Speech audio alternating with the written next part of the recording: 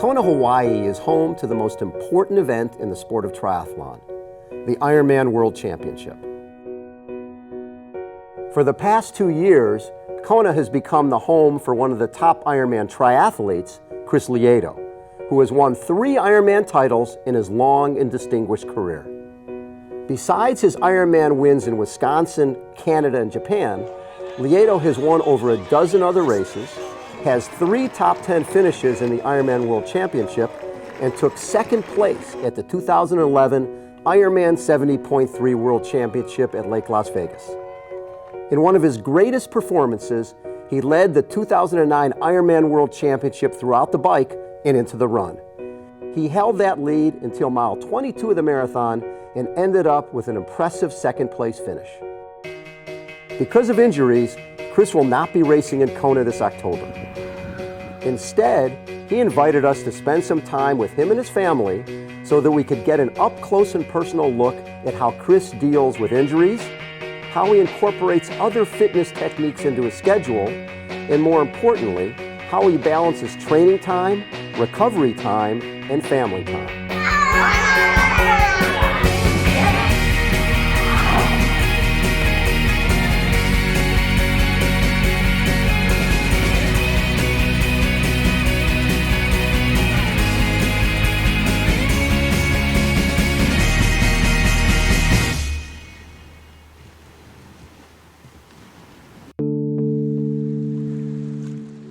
Since most triathlons begin with the swim, we asked Chris to kick off this series with his thoughts on swimming.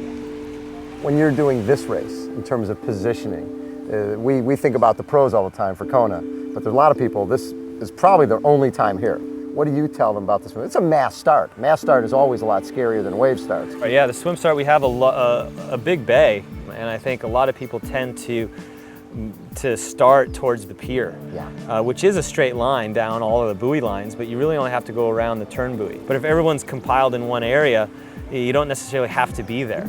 If you're a strong swimmer and you go out really well and fast, you're not going to get swum over, you can start in the front in that area if you choose to.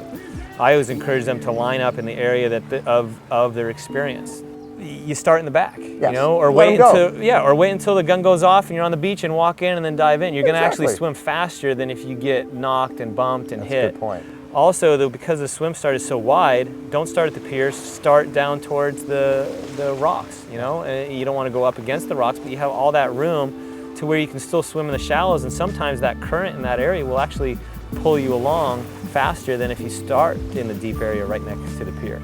You know, one year I think it was just Nico and myself, and we swam by ourselves in the shallows until the turn, and we met the group at the turn and we were in the front. And so it made it easy that we didn't have to fight to gain feet or to find areas. So line yourself up accordingly, look for clean water. If it's a tight swim start and you're gonna have to be in a group, try to get on the end. So if it gets hectic, you always have an out. You're not stuck in the middle. You get stuck in the middle and you get sandwiched, then you have nowhere to go.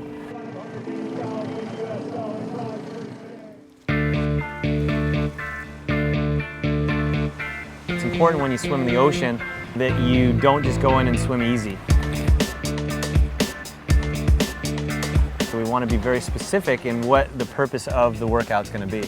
So today, warm up for 10, 15 minutes, get loose, and we're going to do 8 by, if you're doing a half Ironman, I would say you want to do 3 to 4 minutes. If you're doing an Ironman, you want it to be more like 5 or 6 minutes. The odd ones are going to be fast, and the even ones are going to be easy. As you go on the fast ones, you start out at a fast pace and then you build to your Ironman or half Ironman pace and then you finish strong. And then you do the easy ones to recover and then you go back at it again. And you want to be able to make sure you hit all of these, the fast ones, at that same pace and same effort. You don't want to go out really fast on the first one and the 8th one you're dying.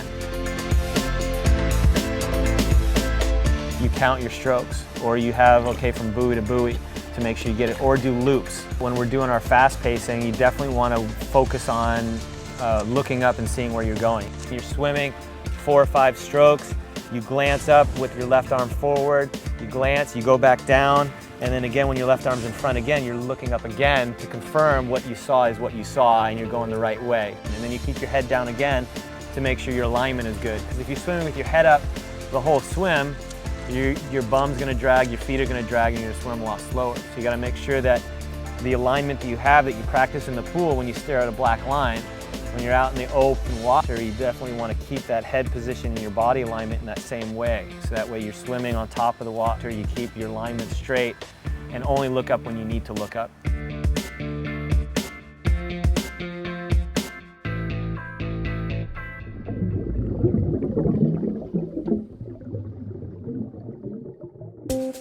In our next episode, Chris tells us how he turned his bike into a lethal weapon and shares one of his favorite workouts with us, an interval workout on the road to Hawaii.